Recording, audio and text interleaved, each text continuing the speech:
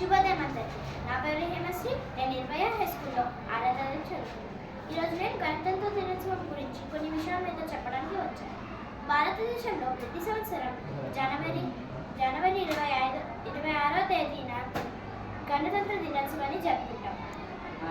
1950వ సంవత్సరం నుంచి ఇప్పుడు వరకు మనం చాలా గొప్పగా గణతంత్ర దినోత్సవాన్ని జరుపుకుంటున్నాం.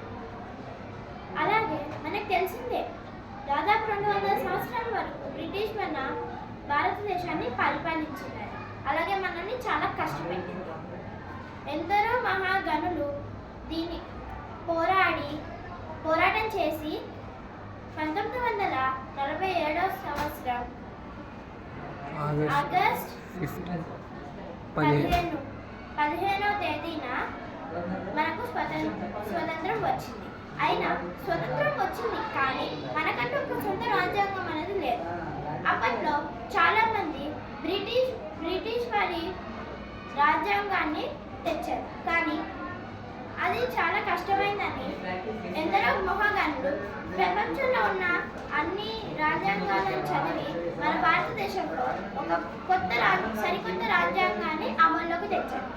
ఆ రోజే అమల్లోకి తెచ్చిన రోజునే మనం గణతంత్ర దినోత్సవం కింద జరుపుకుంటాం. Thank you.